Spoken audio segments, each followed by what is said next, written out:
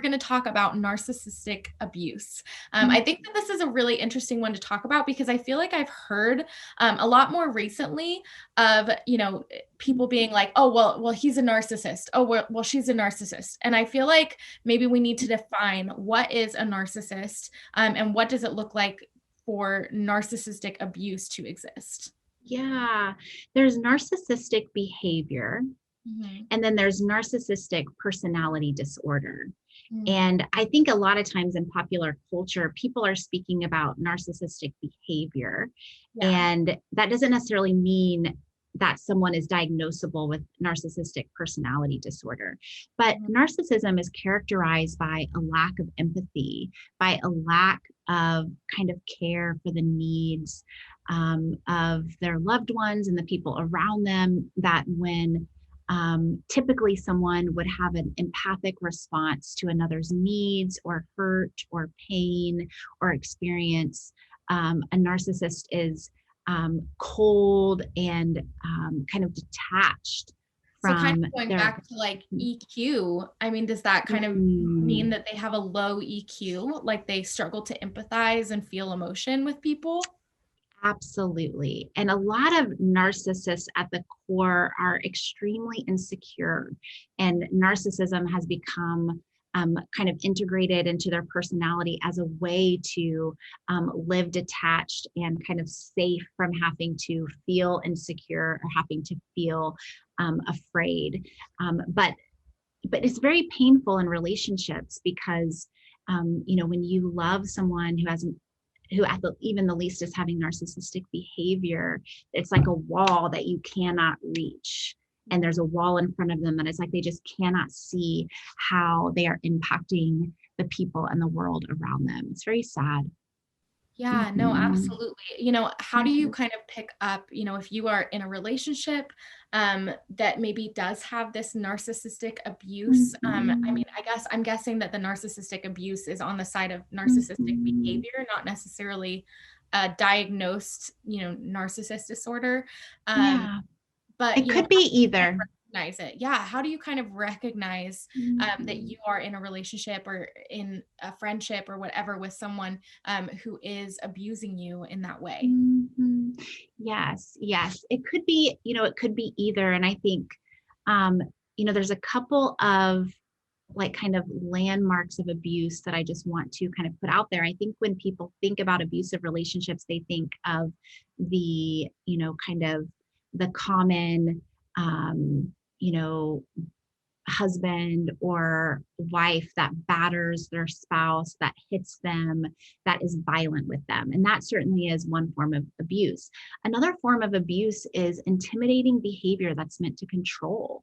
So someone who drives in a way to cause their spouse to be fearful, or who speaks to them in a way that is degrading, belittling, undermining, and that has behavior for the purpose of controlling and intimidating their spouse. And then the third thing is really kind of having a gaslighting response whenever the spouse does say, hey, like that wasn't right, or calls them out on their behavior, or maybe lying, or maybe actions that are just not right.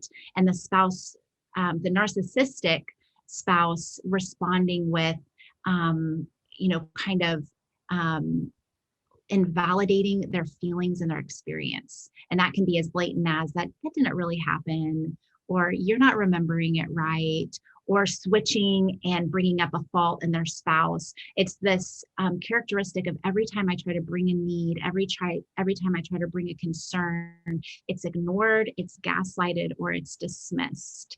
And so I would say those three aspects are kind of broad categories of abusive behavior in relationships. And then one more that came to my mind is isolation. And so a spouse who's trying to isolate, a narcissistic spouse who is isolating their spouse from other relationships and community. Yeah, yeah. And of course, this can happen outside of just like a marriage relationship. It could just be a Yes. relationship with a boyfriend or girlfriend, a parent, a sibling, a friend. Yes. But for the Yes. purpose of this, we're talking through Yeah, marriage. What would sure. you suggest as a counselor if someone's tuning in today who is in a marriage with someone who maybe meets all of those? What do you kind of recommend doing? Is this like marriage Mhm. counseling? What do you recommend as a counselor? If you've been in a relationship with a narcissist for a long time, it is very harmful to your brain and very harmful to your own self trust and your self esteem. And so, oftentimes, what enables such relationships to kind of continue untouched is that the abused spouse begins to um, not be able to hold on to like what is reality and what is right. It's like very, very confusing. It is the aspect of abuse, and that it is very disorienting and it is very harmful to the abused spouse's self-esteem and their kind of own self-agency. And so actually, if it's very severe, or if you just are wondering but you can't imagine ever asking your spouse to go to marriage counseling or confronting them, I would say pick up a book, pick up Emotionally Destructive Marriage, and there's also Emotionally Destructive Relationship.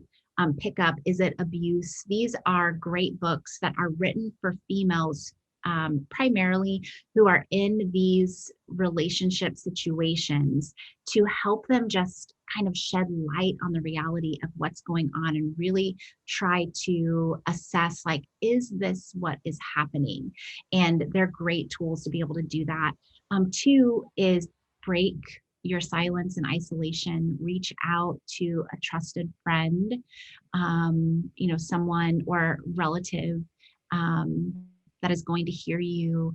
And then three is, and if they're very isolated, they might need the first two steps before they do this, but like loving, firm confrontation, and the books that I recommended, like kind of guide women through like how to do that, in their very practical ways of how to do that in the relationship.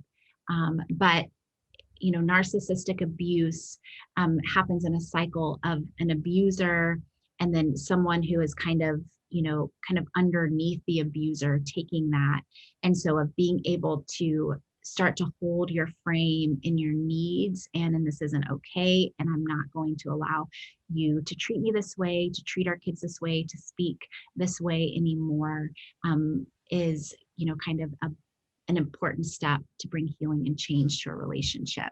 Because if the abuser doesn't see the chasm that they're creating by their behavior, then it's just going to continue on. So being able to stand up and hold your frame of, this is what your actions are doing to me and to our relationship, and really, hoping to wake up the abuser and be able to take responsibility for the harm that has been caused, the damage that's been done in the relationship.